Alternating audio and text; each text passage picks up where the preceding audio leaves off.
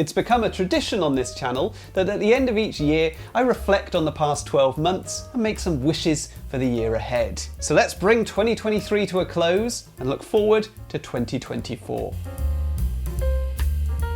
I'm Adam Porter, I design games and I review them on this channel. I recently shared my top 10 games of 2023 in a separate video, but this channel is not just about playing games, it's also about sharing experiences in board game design. So over the past couple of years, I've fallen into patterns with my wish list. It barely changes from year to year, so I'm going with a new approach this year. I'm going to stick with the same categories that I've used in previous years and give a little update on the following. So number 1, highlight a designer who's impressed me in 2023. Number 2, set a YouTube goal for the coming year. Number 3, reflect on my progress as a designer over the past 12 months. Number 4, choose a few games which need an expansion, need to be resurrected, or need a sequel. Number 5, select an intellectual property that I'd like to see in a game. And number 6, make a prediction for 2024. So my designer spotlight. In previous years, I've always wished continued success for UK designers as a whole and focused in on one or two individuals. So I thought I'd take a different approach this year and highlight a designer who impressed me in 2023, regardless of where they're from. And this story in particular might give inspiration to many of you watching. At Essenspiel in October, a man approached me as I was waiting to enter the convention hall. He wanted to talk to me about this channel and to let me know how much he appreciated the information in the many videos I've made over the last few years. This happened a lot this year in Essen, with many people introducing themselves to me or even requesting selfies with me. It was a real pleasure. This particular individual introduced himself as Carl and told me that his first game was going to be released soon. So Carl Robinson is a British designer living in Brussels, and he was very humble about his project. He explained that it was being produced by a brand new publisher called Wonderbow, also based in Belgium. I'd never heard of them, though I had noticed their game Sea Dragons in the Spiel preview list on Board Game Geek. He told me that his game Kelp was a 2-player asymmetric strategy game about a head-to-head battle between shark and octopus. I said I'd check out the demo table, and Carl told me, in the traditional English manner, not to put myself out. He was sure I was very busy, I must have better things to do, etc, etc. And of course, I did stop by the demo table and take a quick look at the game, though sadly I didn't have the time to play or explore the game in any depth. It looked lovely. A few weeks ago, I started to see advertisements for Kelp everywhere, on Facebook, on YouTube, and it took me a little while before I realised that this was the same game which Carl had told me about at Essenspiel. Then a post popped up in a game designer forum on my Facebook feed with a host of fellow designers congratulating Carl on his success. So I clicked on the link to check out the Kickstarter campaign which had recently closed. Wonderbow Games had just collected €1.4 million, £1.2 million against a target of €10,000. The campaign had almost 21,000 backers. So this is a phenomenal result for any game creator, let alone a first-time designer working with a brand new publisher. Of course, I don't know Carl beyond our short chat at Essen, but I'm delighted for his success and I hope it leads to great things for him and for Wonderbow Games in 2024. So number 2, a YouTube review. So when I filmed my end of year video last year, I had around 6,000 subscribers, an increase of 2,400 on the previous year. I set myself a goal of 9,000 subscribers by the end of 2023. And it was a pretty easy objective, and I could have been bolder. At the time of writing, I have 9,350, so I comfortably surpassed that goal. But over the last few weeks, I've been really thinking I should have set the goal at 10,000. A nice round number, a lot more challenging to achieve, and it would round off the year beautifully. I think there's still a chance I'll hit 10,000 by the end of December, though it will be close. I'm currently picking up around 300 subscribers a month, and December is always the biggest month of the year for attracting views. My Top 100 series has 10 videos, so maybe they'll attract attention. Regardless of whether I make it or not, it's been another very successful year on the channel, and I can't thank all of you enough for watching, sharing, and commenting on the videos. I guess the logical next goal is 15,000 by the end of 2024. Now I think that is a challenging goal, and I'm not sure that I'll reach it. I've struggled to maintain the frequency of output that I was achieving in 2021 and 2022, publishing a video every few weeks towards the end of 2023 instead of every week as in previous years. Inevitably, family and the day job has to come first, and it's been a hard year in that regard for many reasons that I won't go into here. But nonetheless, I published 57 videos in 2023, averaging more than one per week, largely thanks to my Top 100 Filler Games series at the start of the year and my Top 100 Game Design Lessons at the end. I don't think I'll achieve weekly videos in 2024, but it's important that the videos maintain their quality, and I refuse to rush it just to hit a self-imposed deadline. My most viewed video in 2023 was my overview of how to design a deck building game, and I'm really pleased with the 8.6 thousand views because that format of video is the one which takes me the most time to research, script and record. My personal favourite video of the year was the Carcassonne Parable for board game designers, where I gave a fictionalised account of the design process of the famous tile-laying game, with the designer meeting many common pitfalls along the way. I think this was one of my most creative and humorous videos yet.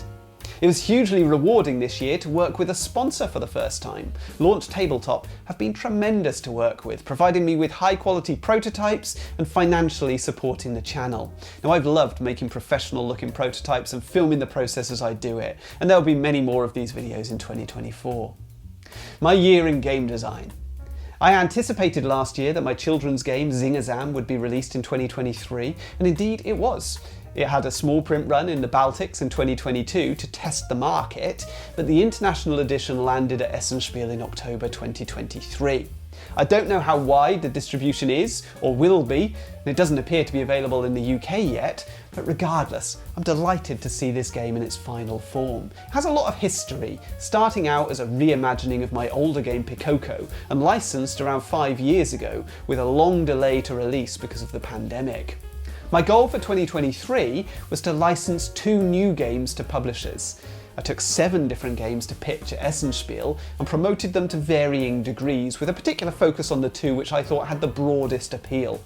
All 7 games were taken for testing by multiple publishers, and at the time of writing, I've signed a contract for one of the games and another's looking very likely, though there's a small process to go through to finalise the deal.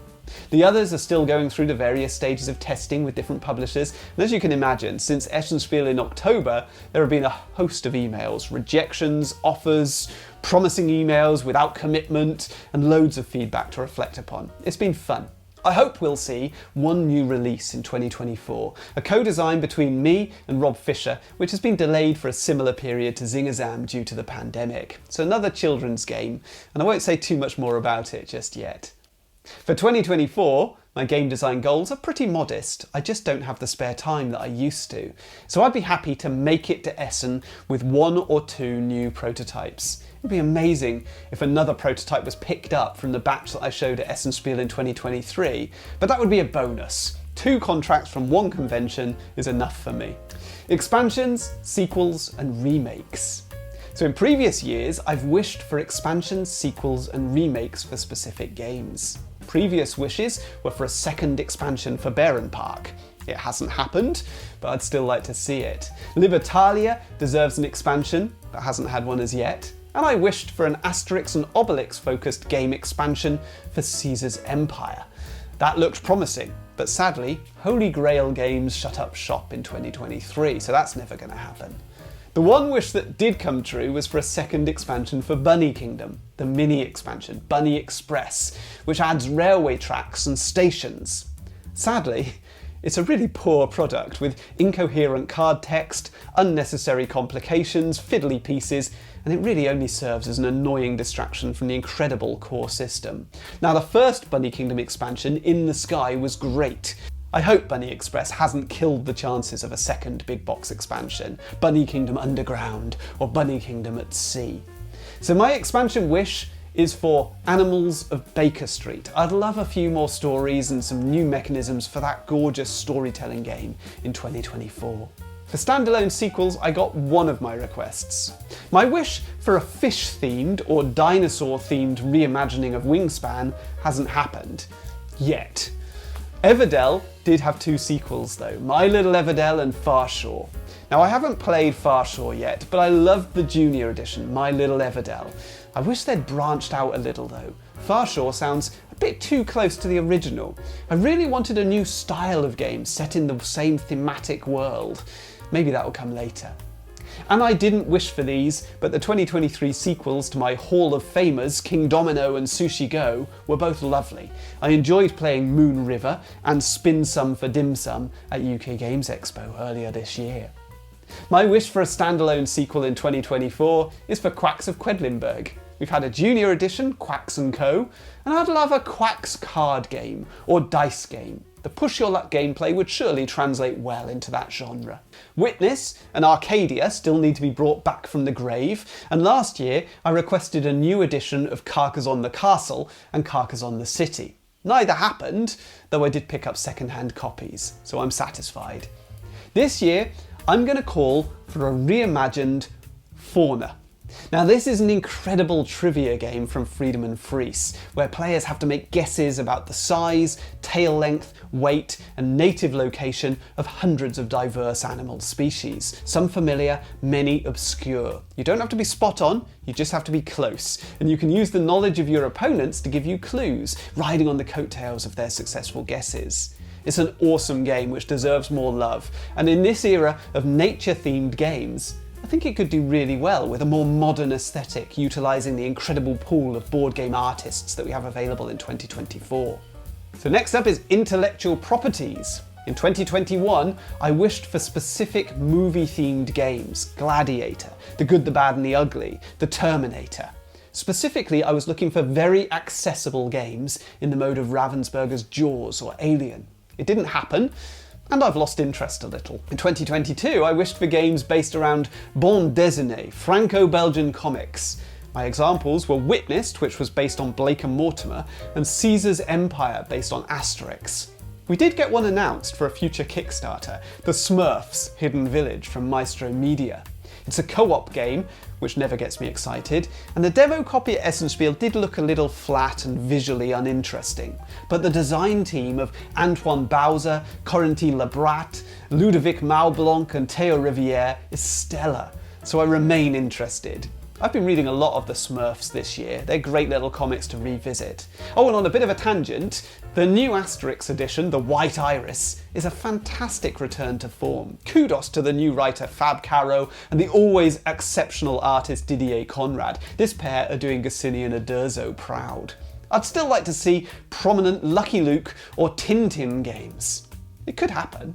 As for other properties that I'd like to see, I'm not sure. I've been thinking a bit about Gulliver's Travels. Not just the familiar giant in Lilliput scenario, but the wide range of worlds that Gulliver visits in that novel. Feels like there's a board game in there somewhere. So all that leaves is for me to make a prediction for 2024, and it's a fairly easy one, I think. Essenspiel 2023 saw the release of around 1,000 new games, and very few really caught my eye this year. Most games releasing in 2023 will have been signed by publishers during the pandemic years, 2020 or 2021, where everything was in safe mode. Fewer risks taken by publishers, less financial certainty, if there ever was any in the board game industry, and less footfall at conventions. Designer meetups had ceased or moved online, and fewer pitches were happening. The result is a year of solid but unexceptional releases. And we're on the other side of that now. Publishers are getting bolder, they're getting back on their feet, and they're really vying to stand out. And this means they want innovation. Over the next 2 or 3 years, expect to see gimmicks and novelties, both physically and mechanically. I think we have a wacky couple of years ahead of us. If you've watched my videos over the last couple of years, you'll know my view that innovation isn't the formula for a commercial hit. Pursuing novelty over everything else has a tinge of desperation to it. Massive evergreen hits like Wingspan, Terraforming Mars and Ark Nova didn't pursue this attention-grabbing route. But I have to concede that if you want to attract a publisher right now, it's probably the way to go. If you want sustained commercial success, I'm not sure it's such a strong approach. I'd love to know what your predictions are for 2024 and your wishes too. Let me know in the comments. Thank you once again for supporting the channel by watching, commenting and sharing the videos throughout the year. As I said in my recent Top 100 Game Design Lessons, this community energizes me and keeps me going. I look forward to seeing you all again in 2024, and until then, all the best.